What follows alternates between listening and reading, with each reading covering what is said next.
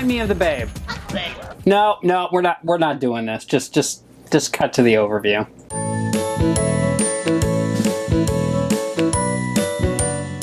So here we're taking a look at Jim Henson's The Labyrinth, the board game. Now this is a cooperative game where players will be playing together to defeat Jareth and save the baby Toby from becoming a goblin. But no matter how many players are playing, you're always going to have all 4 of these characters, and they're always going to take their turns in the same order. It's going to be Hoggle, Didymus, Ludo, then Sarah. On your turn, you're going to have 2 potential actions that you can take. You're either going to roll a die and move a direction, or you're going to rest.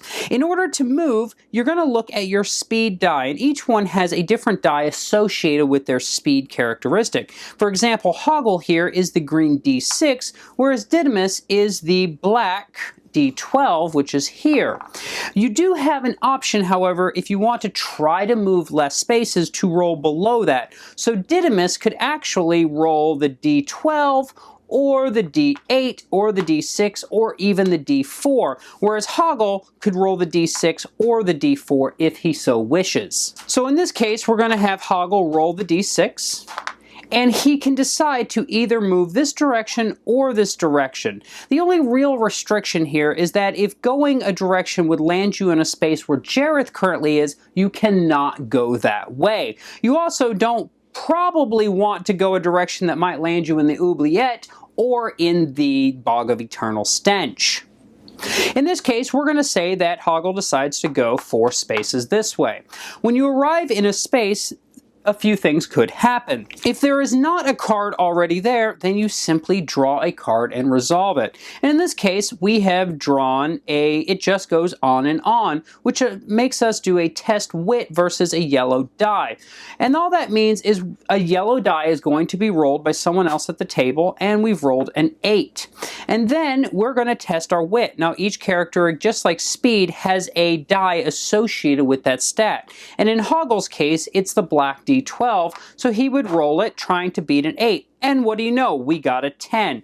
So we would have a success. So we would check the card for success. And in this case, it's just to leave the card on the space. Had he failed, he would have lost a willpower token and still left the card on the space. Now, if you're moving and you move to a space that already has a card on it, you simply resolve the card that is already there. The second thing that you can do, as I said, is to simply rest. Rest means that you don't move at all, and you simply roll this green D6, and on a 4, 5, or 6, you reclaim a willpower token. Now, you can have a maximum of 6 of them on any character, and each one has a different amount they start with initially, with Hoggle having the least and Sarah having the most. Once you've taken your turn, the token will move to the next player, and they will take their turn, then the next player, then the next player.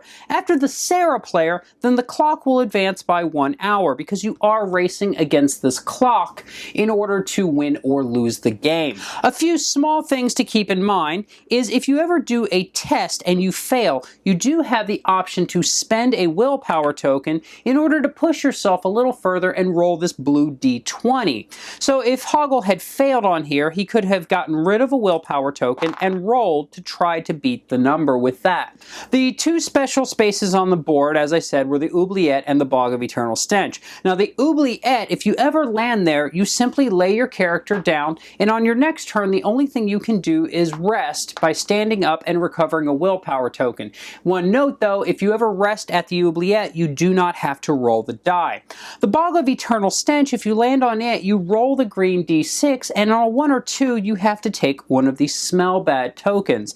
Now these are important for when I talk about moving as a group. You can only ever have one of these, so there are only 4 in the game. After you pass or fail on that, on your next turn, you are allowed to just move as normal. Now there are times where you might get sent to one of those through something other than moving, most notably through a card, or possibly, for the oubliette's sake, if you ever lose your last willpower token, you immediately go to the oubliette and lay your character down, following the normal rules there. Another thing to note about these willpower tokens is if it's your last one, you cannot spend it to try to roll the blue die. Another way to roll the blue die is with this character special ability card, and it is a one-time use card that'll tell you, like for example, Hoggle Hoggle here, he can use it on a failed brawn or wit test to roll the blue die without spending a willpower, but you do lose this card for the remainder of the game. Eventually, as you're going through and laying cards down and going through, somewhere in the bottom third of this deck, you're going to pull the gate to the entrance to the Goblin City, and it will go in whatever space you landed on. We'll say that Sarah had landed here and pulled the card, and now that will become adjacent to this. Immediately, you will set up for the end game, which will be these large standees that will go in each of their respective spaces. And there are cards, reference cards, that go along with those that tell you which spaces they go in and what you need to overcome them. They are going to be brawn tests. And before I go into that, I should mention one other thing that is pivotal to this game, and that is moving and doing things as a group. If two characters are ever in a space together and one of them goes to take their turn, they can invite anyone else in that space to move with them.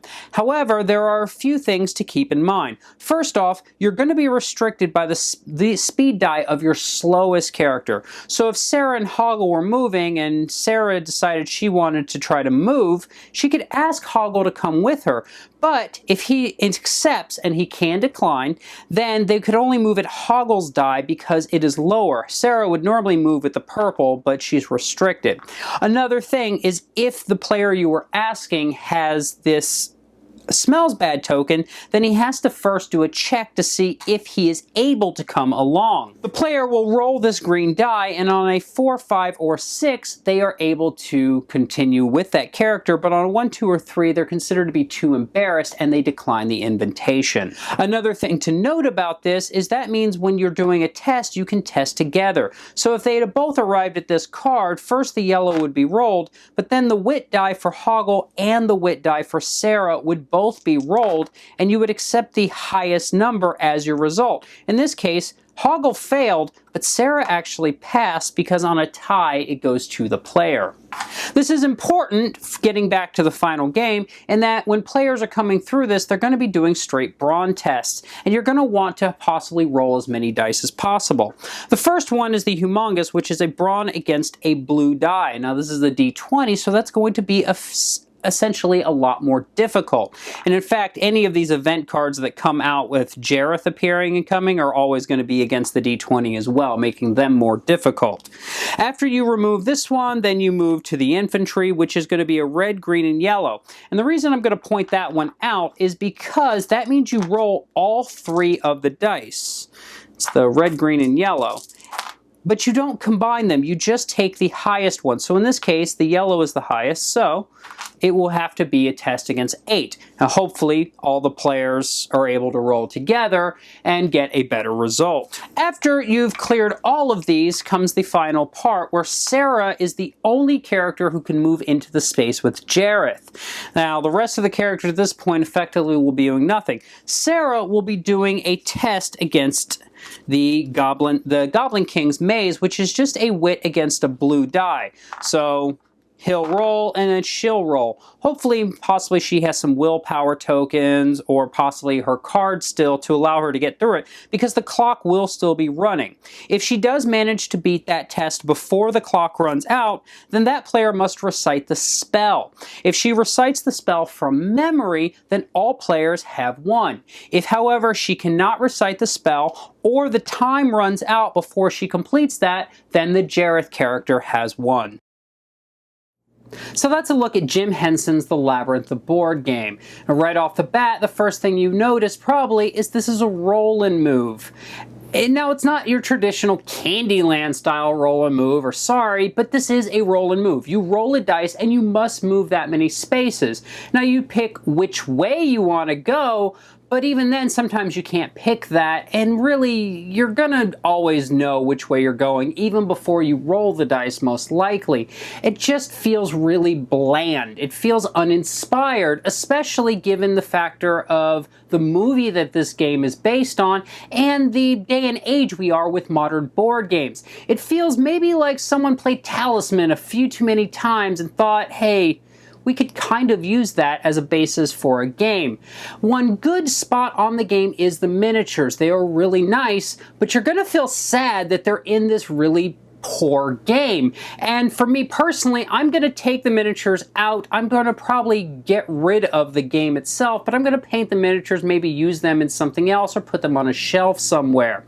The game, as far as artwork goes, also is a big problem for me. First off, the board. I understand what they were trying to do, and as a piece of art, the board is nice, but as a game board, it's terrible. I feel it's busy, it's crowded, and you just generally doesn't feel like a board. It feels just like a mess on the table. The other problem with the artwork is the fact that it is a mixture of both artwork and screen grabs, and nowhere is that more apparent than in those standees for that final end game. They just use these screen grabs that happen to be really cluttered, and I could barely tell what they are, even being very familiar with the movie, plus they just look terrible on the board.